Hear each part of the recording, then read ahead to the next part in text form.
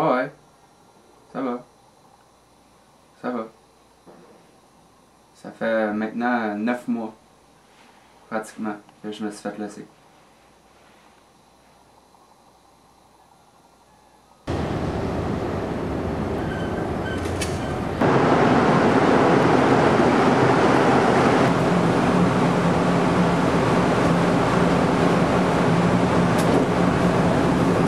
Il s'agit de commencer, c'est sûr.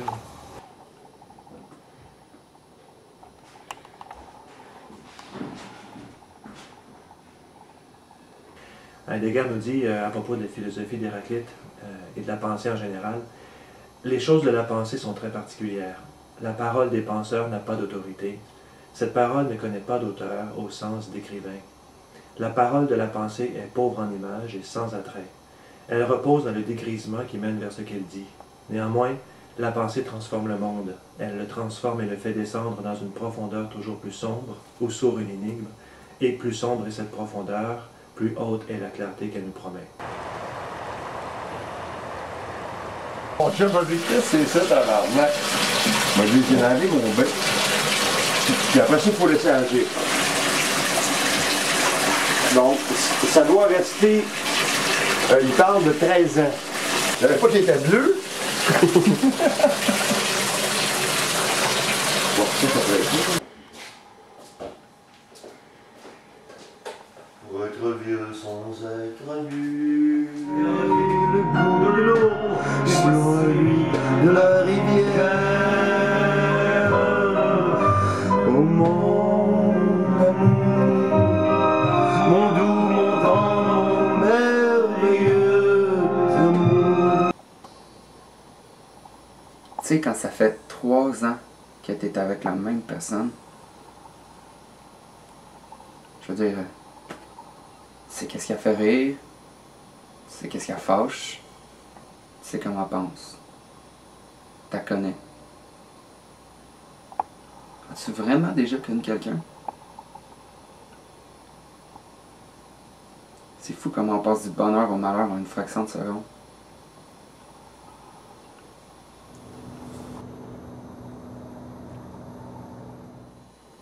Ben, d'une soirée ou d'un party même, ben je fais semblant de rien. Parce que je considère que ça peut être lourd pour les autres.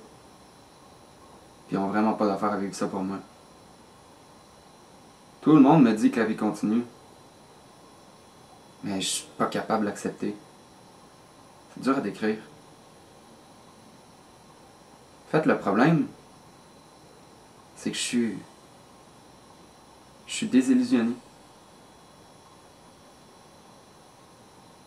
Une grande part de ce qu'il y a de beau et de grand dans la civilisation va mourir, je pense, et va devoir être laissé de côté. Et nous allons probablement sombrer dans des états de société, je pense, très chaotiques, où vont s'exacerber des tensions, vont s'exacerber probablement ce qu'il y a de plus bas et de plus triste dans l'humanité. Ben moi, ça doit faire genre 13 ans que je suis stock boy. Ben, ça veut dire que tu travailles, mettons, dans un entrepôt. Moi, c'est des chaussures. Fait que je pogne les boîtes, je les capte, tu sais, par grandeur, par couleur, par format, puis whatever. Là.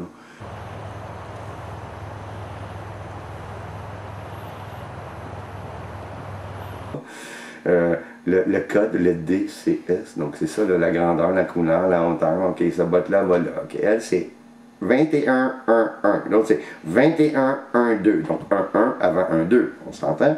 On va toujours de gauche à droite dans les racks et de bas en haut. Vroom, vroom, vroom, vroom. Quand tu arrives en haut, vroom, vroom, tu repars en bas. C'est toujours comme ça.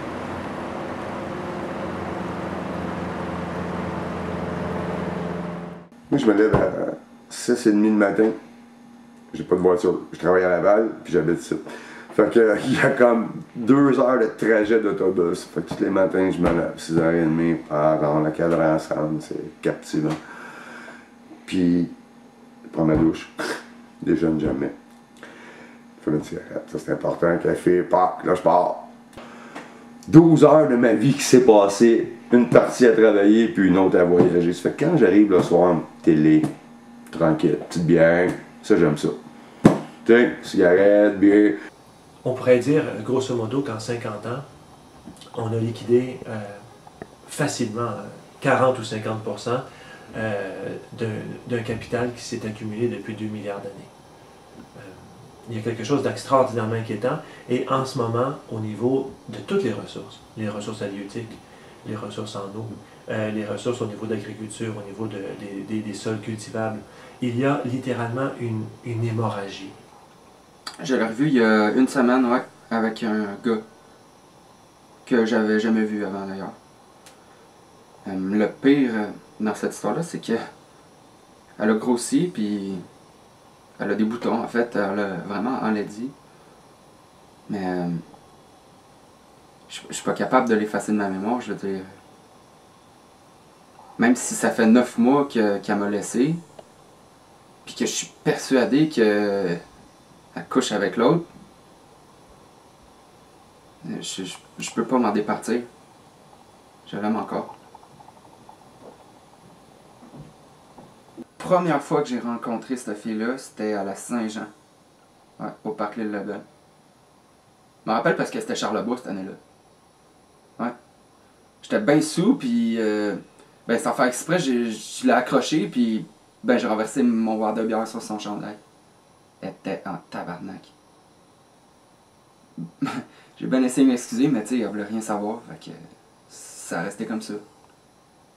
À la fin du show, je l'ai recroisé, puis ben, j'ai fait un move de cave, mais j'ai vraiment versé ma bière sur mes pantalons, puis je l'ai regardé, puis j'ai dit comme ça, ben, on était quittes. Elle a souri, je me rappelle. J'ai dit comment je m'appelais. Elle m'a dit qu'elle s'appelait Catherine.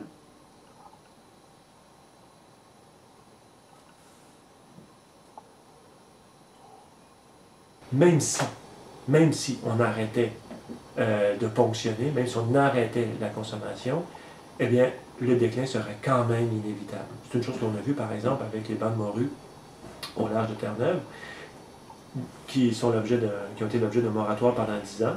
Et les biologistes ont dit que malgré 10 ans de moratoire sur la pêche, 10 ans où on n'a pas pêché la ressource, eh bien, le cheptel, le nombre d'individus n'a pas augmenté. Mais je regrette pas ce que j'ai fait. Ce qui m'est pas arrivé me manque pas. Ça veut pas dire que j'aurais pas aimé que ça m'arrive, par contre. J'aurais eu...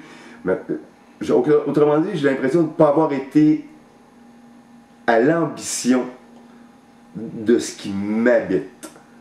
Par contre, je suis allé au bas de ce que j'aime. Ben, il y a des films, Eternal Sunshine of the Spotless Mind, en passant par les films de Scorsese. Même Jurassic Park, sacrément. Des chansons des Beatles que je suis plus capable d'écouter. Les expressions que j'entends qui me font vomir. Comment se fait-il que dans une société finalement si riche, parmi les plus riches, parmi les plus choyés, comment se fait-il que nous nous retrouvions avec une quantité si phénoménale de jeunes qui veulent s'enlever la vie? Il y a un plus haut taux de suicide ici qu'en Sierra Leone ou en République démocratique du Congo. Pourquoi? Non, non. J'ai jamais vraiment pensé à me suicider, en fait, c'est jamais arrivé. Mais ce qui me fait peur là-dedans, c'est que j'ai le pouvoir de tout gâcher, tu sais. Présentement, oui, je sais. Je suis vraiment sur une pente descendante, puis c'est aussi que c'est pas la fin du monde, mais si je veux, là, je peux partir tout de suite, aller tuer quelqu'un. Puis là, je serais dans le marbre. Là, je gâcherais ma vie. Mais ça aurait pu être plus excitant. C'est sûr que si, je sais pas, j'aurais écrit un livre, je l'aurais publié, puis je suis devant des fans qui adorent mon livre. Où je suis le commandant piché dans l'avion qui vient de faire atterrir l'avion parce qu'il y a un moteur qui a sauté, puis tu sais, genre la grosse réussite. Ouais, ça, j'aurais aimé ça. Ça, il n'y a pas d'erreur. Nous nous retrouvons dans cette situation tout à fait paradoxale où aux études supérieures et même à l'université, il y a des gens qui arrivent à l'université et qui n'ont jamais lu un livre de leur vie. C'est absolument fascinant. Je sais, pour l'avoir entendu, qu'il y a des gens qui sont en psychologie, par exemple au baccalauréat en psychologie, et qui n'ont jamais lu un livre de leur vie. Ils ont lu sur Internet des extraits, ils ont lu sur Internet des comptes rendus, des résumés, mais ils n'ont jamais lu un livre au complet de leur vie. Je sais lire, je sais compter. J'aime mieux lire que compter. Je préfère les lettres aux chiffres, puis je pense que j'ai jamais fini un livre. J'ouvre ça, je lis, puis Nous avons créé une société d'individus profondément incapables d'affronter ces difficultés, d'affronter ces luttes réelles vers un monde qui soit réellement meilleur, parce que nous avons créé une société essentiellement de lâches. Une autre affaire. Tu sais, dans la vie, moi j'aurais bien aimé changer des affaires. Il faudrait 4 ou 5 planètes pour assurer le mode de vie que nous avons en ce moment. C'est quelque chose de tout à fait irréaliste et de tout à fait irréalisable que de tenter de reconduire ce mode de vie-là d'hyperconsommation et d'hypergaspillage chez l'ensemble des individus de la planète. Alors, il y a là effectivement quelque chose d'extraordinairement inquiétant.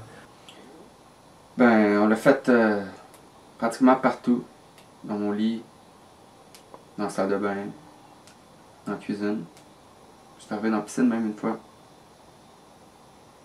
Ben, c'est ça le problème, parce que à chaque fois que je rentre dans ma maison, ben, c'est comme s'il était encore là, tu sais. Sa présence est encore là. Tous les endroits où on a baisé, ben, dans le fond, ça fait juste me rappeler. Ça fait juste me rappeler les bons moments qu'on a passés ensemble. Je fais du canot.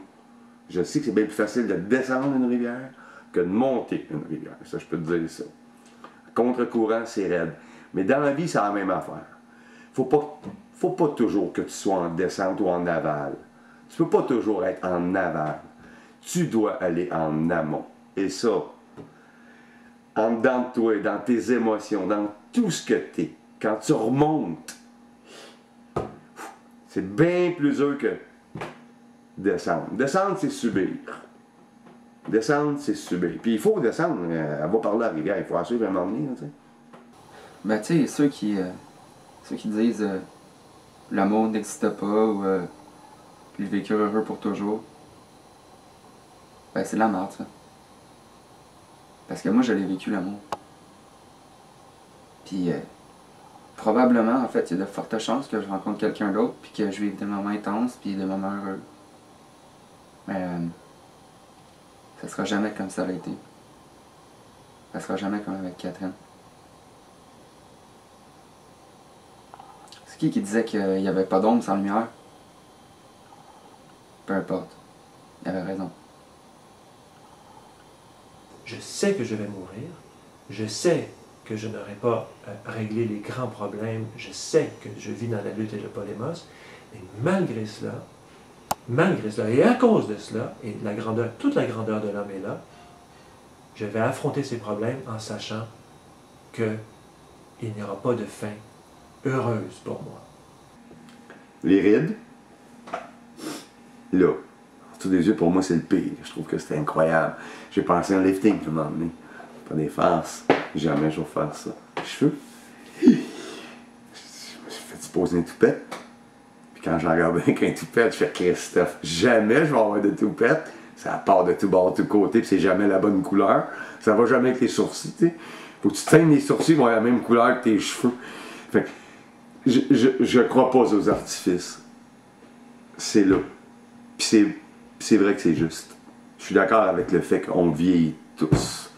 Pardonne-nous nos offenses, comme nous pardonnons à ceux qui nous ont offensés, et ne nous soumets pas à la tentation, mais délivre-nous du mal.